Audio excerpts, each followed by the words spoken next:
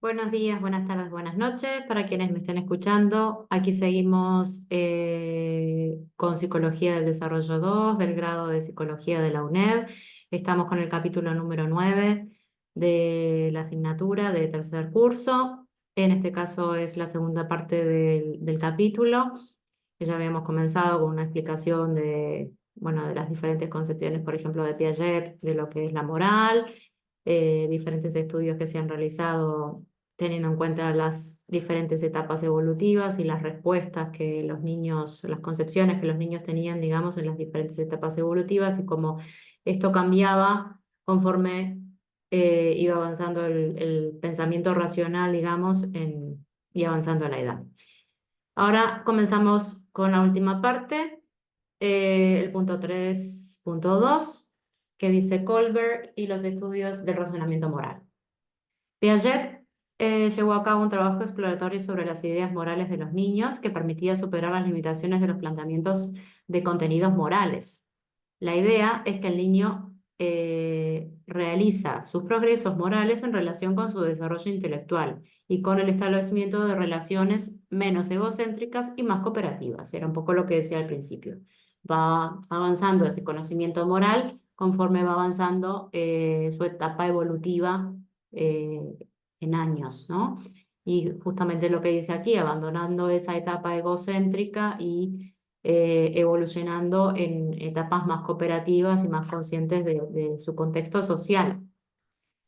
Entonces, la moral resulta algo necesario.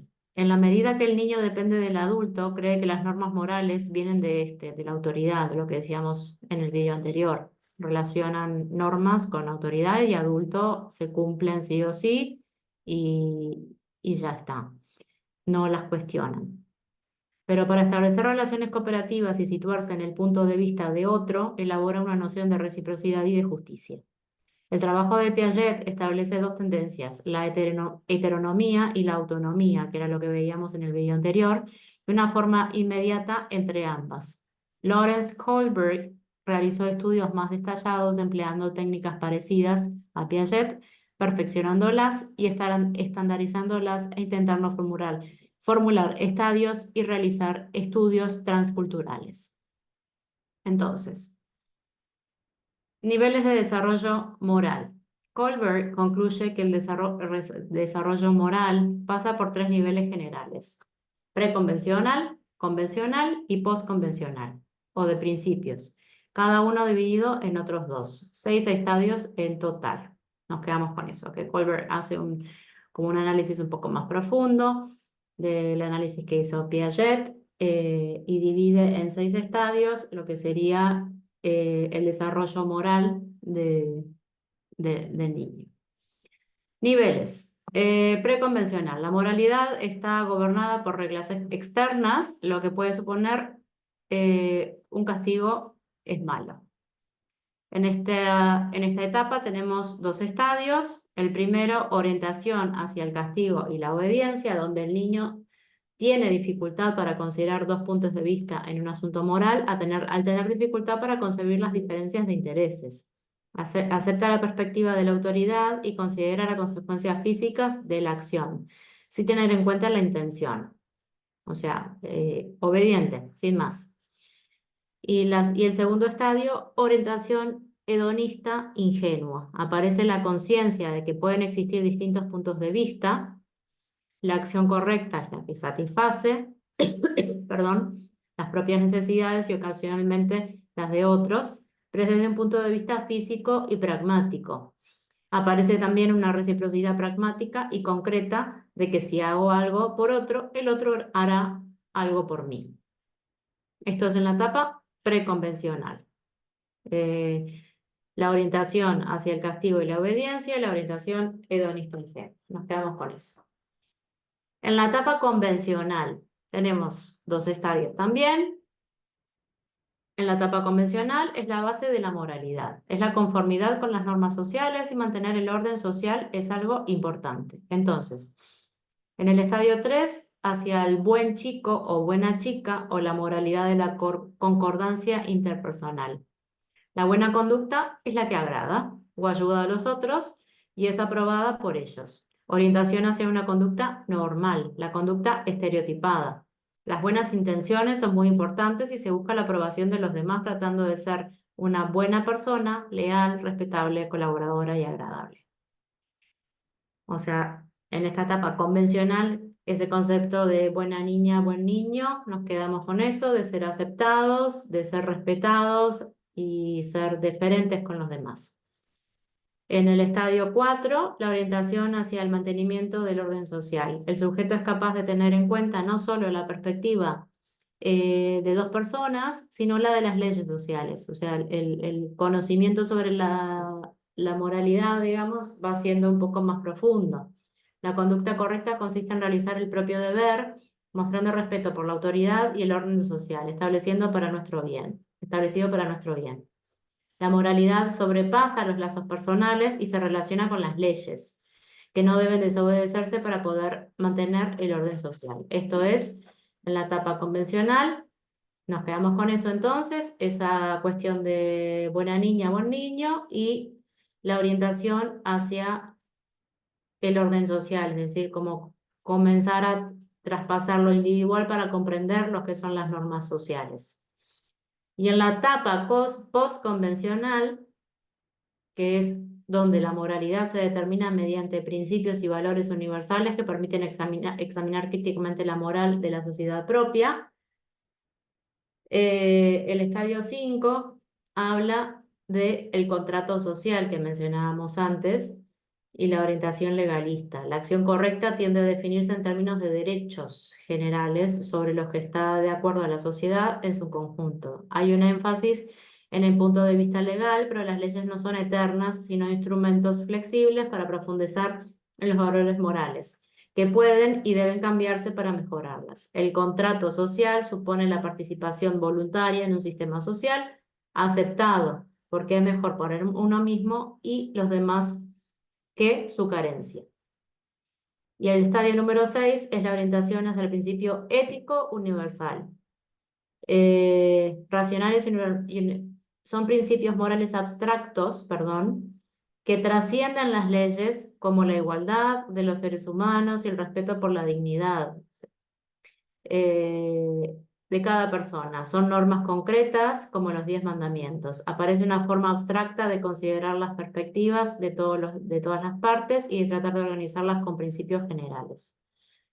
O sea, va un poco más allá de lo que es la ley en sí mismo, con un concepto más abstracto de la igualdad entre personas y demás.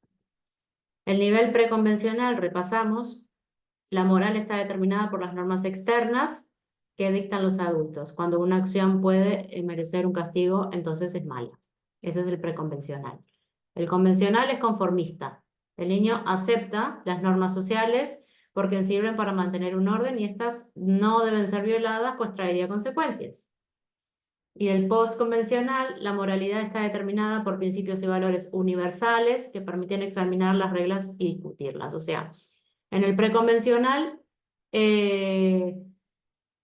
las acciones, digamos, la moralidad puede estar sujeta a castigo, ¿no? Si no se cumple lo que se dice, puede haber un castigo. En el nivel convencional existe esta cuestión de conformismo, ¿no? De conformar a los demás con esas normas y de agradar y satisfacer con el cumplimiento de las normas que sabemos que existen.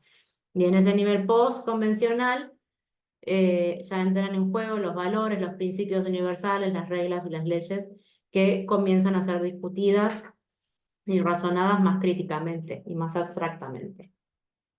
Kohlberg utilizó dilemas donde el sujeto tiene que juzgar si una conducta es adecuada o inadecuada, donde cada una entra en contradicción con determinados valores. Por ejemplo, el dilema de Haynes, que ahora lo vamos a ver en el cuadro 9.1, trata la historia de un individuo que tiene a su mujer enferma y pese a que existe una medicina, no tiene dinero para comprarla. Decide robarla y lo que se plantea es si Haynes ha obrado bien o mal.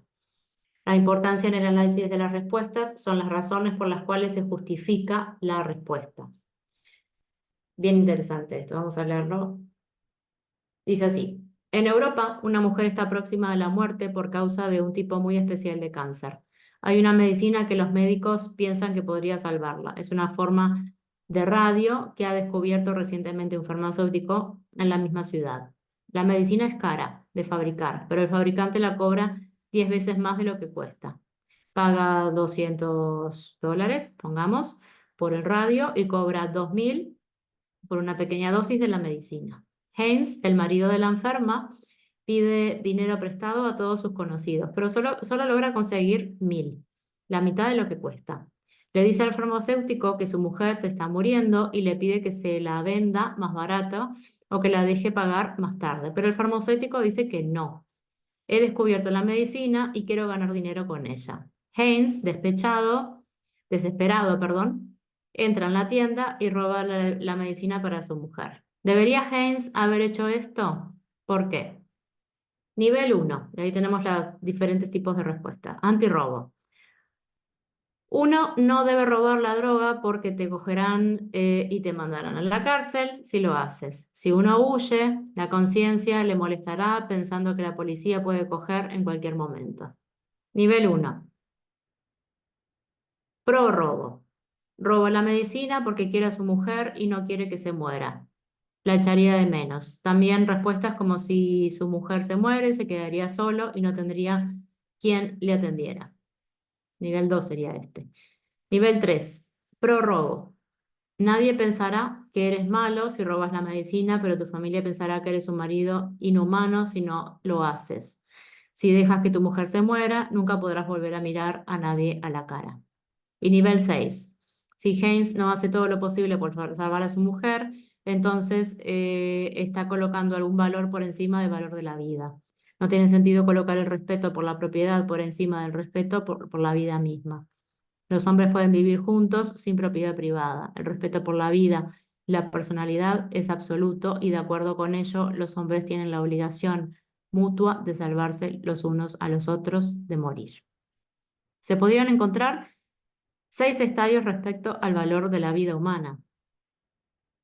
Se confunde con el valor de los objetos físicos y se basa con el estatus social y con los atributos físicos de su poseedor. Se ve como instrumental para la satisfacción de las necesidades y de su poseedor y de otras personas. Se basa en la empatía y el afecto de los miembros de la familia y otras personas hacia su poseedor. Se concibe como sagrada en términos de su lugar y en una moral categórica, en un orden religioso de derechos y deberes. Se valora tanto en términos de su relación con el bienestar de la comunidad como en términos de que es un derecho universal humano. Y se cree en el carácter sagrado de la vida como representativo de un valor humano universal de respeto por el individuo. Bien interesante el experimento. Colbert considera que existe una secuencia de desarrollo invariable, que los estadios se suceden siempre en el mismo orden. Un individuo puede detenerse en alguno de los estadios, pero nunca se invierte el orden. Colbert encuentra que la mayor parte de la gente tiende a responder con contestaciones, del mismo nivel, aunque se trate de problemas diferentes. No todas las respuestas se sitúan siempre en el mismo nivel de una manera exacta, por lo que Colbert habla de un estadio dominante, en el que se sitúan al menos el 50% de los juicios emitidos, mientras que el resto de las respuestas suelen pertenecer al estadio anterior y o posterior. Algunos de los estudios de Colbert han sido longitudinales, por lo que dan más fuerza a sus conclusiones. Colbert estudió si las respuestas de sujetos de otras culturas se adecúan a esos niveles, adaptando sus dilemas al medio que estudiaba en una aldea, Atayal, Malaya y en las aldeas de Taiwán. La esposa de un hombre estaba muriéndose de hambre y él no tenía dinero para comprar comida por lo que decide robarla. Algunos chicos contestaron que debía robar la comida porque tendría que pagar por el funeral y eso le costaría mucho. En la aldea Atayal contestaban que debía robar la comida porque necesitaba que su esposa cocinara para él. Colbert clasifica estas respuestas en el estadio 2, ya que responden a una concepción hedonista ingenua. Aunque los sujetos produzcan explicaciones con contenidos diferentes, sus formas de razonar es la misma, lo cual establecería la universalidad de los estadios.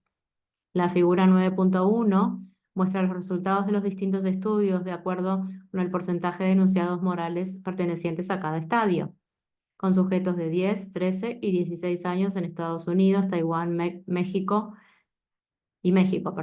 Kohlberg sostiene que la secuencia es independiente de la clase social, del medio o de la religión. Bueno, ahí tenemos el cuadro para analizar.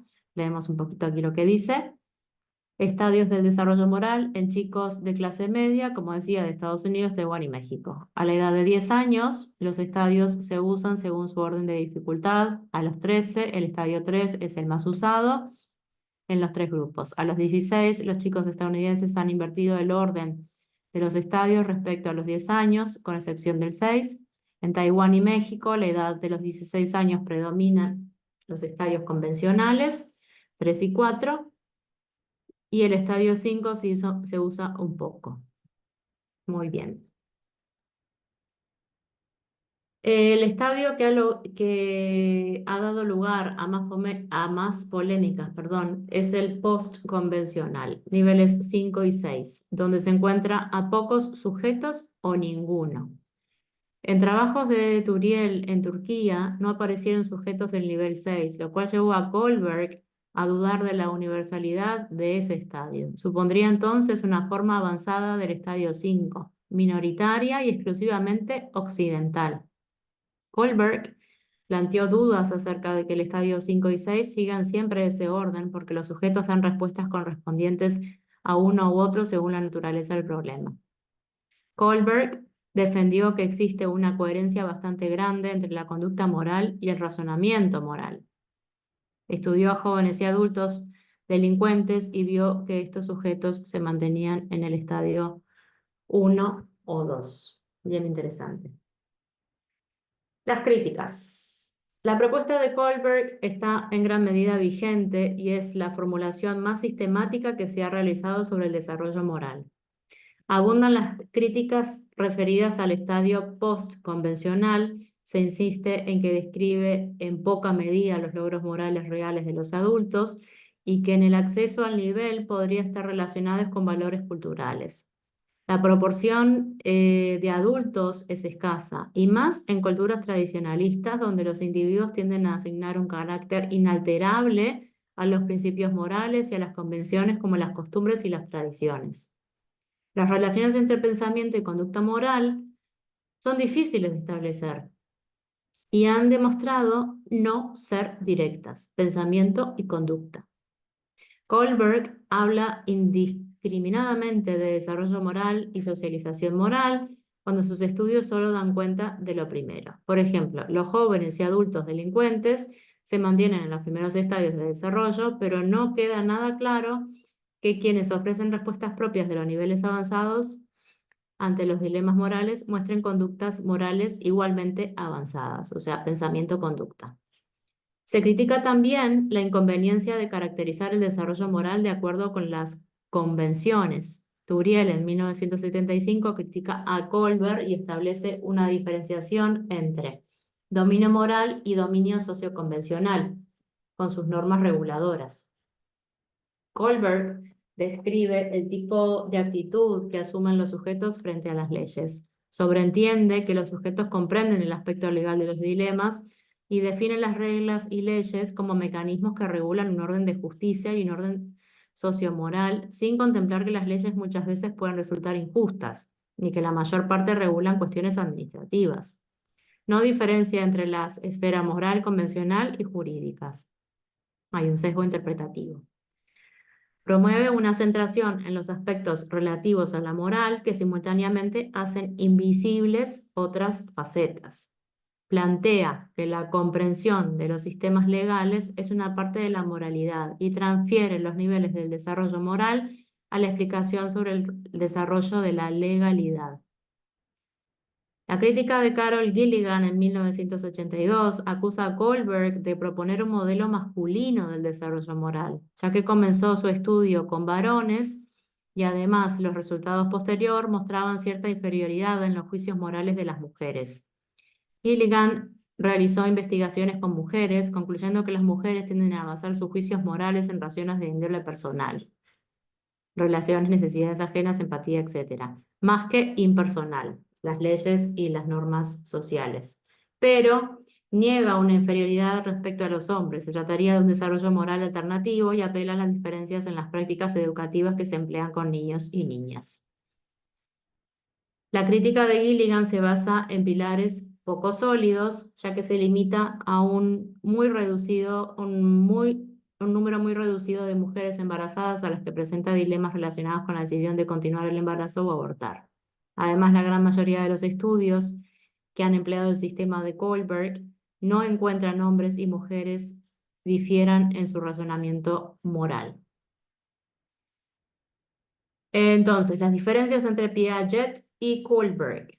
Piaget había planteado a los niños problemas de su propio mundo social, situaciones que se refieren a normas usuales en la crianza de los niños occidentales y no reguladas por las leyes. En cambio, Kohlberg trata el ámbito de aplicación de principios morales muy generales cuando entran en conflicto con otras normas, como el dilema de Haynes, planteando dilemas que pueden ser utilizados con sujetos mayores, mientras que Piaget detenía su estudio en los 12 años. Esa es la diferencia principal. El razonamiento prosocial. Esto lo vimos un poco en psicología social, pero bueno, refrescamos.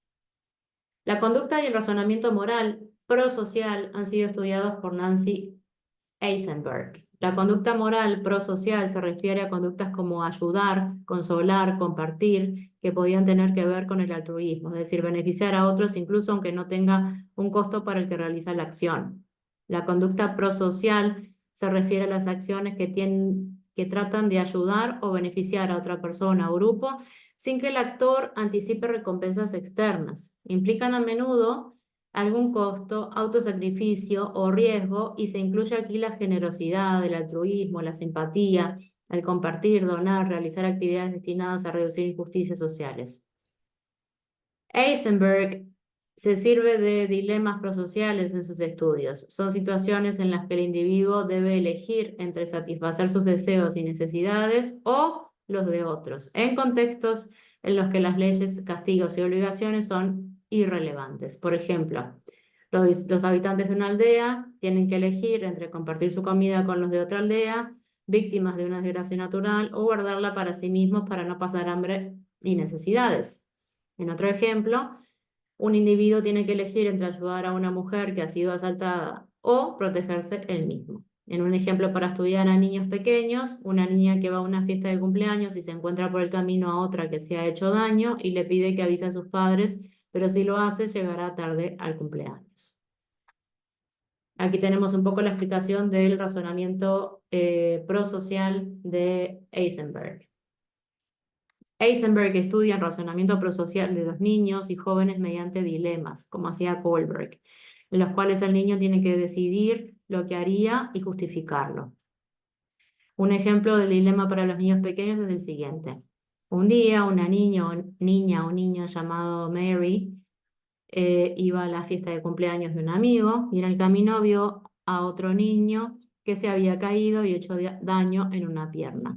La niña pidió a Mary que fuera a la casa de la niña y avisara a sus padres para que vinieran y pudieran llevarla al médico. Pero si Mary va a casa de los padres de la niña, llegará tarde a la fiesta de cumpleaños y se perderá el helado, el pastel y todos los juegos. ¿Qué debe hacer Mary y por qué?